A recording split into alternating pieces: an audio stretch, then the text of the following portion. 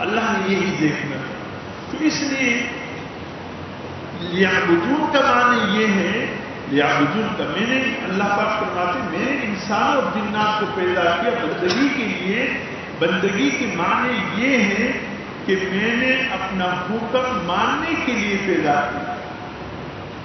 آپ دکان میں بیٹھے اللہ کا حکم ختم، اللہ یہاں آپ کو آزما رہا کہ آپ جھوٹ تو نہیں بول رہے، آپ جھوٹ کی قسم تاکہ کوئی چیز فروخت تو نہیں کر رہے ہیں، آپ ایک ملک کی چیز دوسرے ملک کے نام لے کر کے فروخت تو نہیں کر رہے.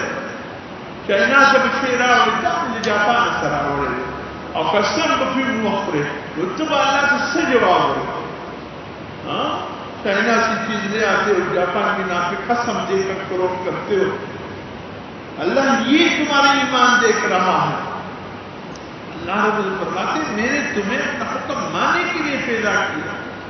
تو بھائی یہ چیز ہے آپ کے سامنے ہے، اس کے ملک ہے.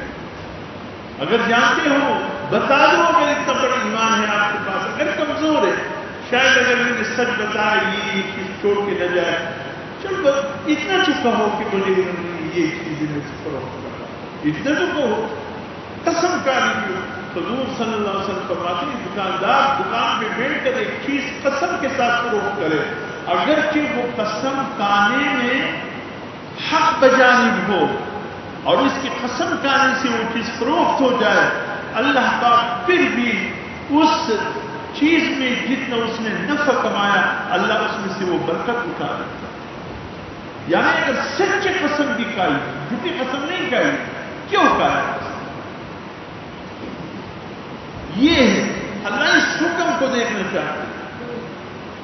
عدالت میں گئے، زمین ایک چیز کے نام پہ آپ جھوٹی قسم کیوں دے رہے ہو؟ گواہ سے کہتا ہوں ولا تکتموا الشہادہ ومن یکتمها فإنه آثم قلبه. گواہ سے اللہ کہتے ہیں کہ جو گواہی ہے 7 گواہی عدالت میں دو، ڈر کے مارے مت دو. اگر تم نے جھوٹی گواہی دی تیرے ایمان پر سیاہ دب لگ جائے. فإنه آثم قلبه. آج ہمیں 2% کی جھوٹے گواہ مل جاتے، قسم بھی کھا لیتے، اسی لیے تو سب کچھ گڑبڑ کر رہا، حقدار حق نہیں مل رہا اس جھوٹی قسم کی وجہ سے. اللہ نے اس لیے ہمیں پیدا کیا کہ اللہ ہمیں یہاں آزما ہے. میرے یہ بندہ میرا حکم ہے کہ جھوٹی قسم مت کھاؤ، جھوٹی قسم تو کہیں نہیں کر رہا، اللہ یہ دیکھ رہے ہیں. عبادت میں تو ہم بڑے مخلص ہیں، کوئی شک نہیں، سجدے بھی اخلاص ہے، سب کچھ ہے، لیکن اصل یہ ہے کہ اللہ کے حکم جانے اس حکم کو کیسے پورا کریں. سود پہ سود کا اظہار ہے، منافع کے نام دے کر کے کیا اللہ کوئی نہیں کیا کرے؟ جی میں تو منافع لے رہا ہوں، کس چیز کی منافع؟ اللہ نے کہہ دیے ہیں کہ سود حرام ہے، اور جو شخص سود کھاتا ہے وہ اللہ کے ساتھ اعلان جنگ کر رہا ہے. ہم پھر دکھائے جا رہے ہیں، پھر کہتے ہیں کہ اللہ دعائیں قبول نہیں کرتے. وظیفہ کر رہا ہوں، سب کوئی وظیفہ بتائیے، کاروبار نہیں چل رہا، اور سب کوئی تعویذ دیجیے کہ کاروبار آگے بڑھے، اصلاح نہیں ہو رہا. کاروبار کے معاملات کیسے ہیں؟ سودی تو نہیں ہے. بس وہ آپ کو پتہ ہے سب سود کا چل نہیں رہا. میں نے کہا حضور صلی اللہ علیہ وسلم چل جاتا تھا، صحابہ کرام کی دور میں چل جاتا.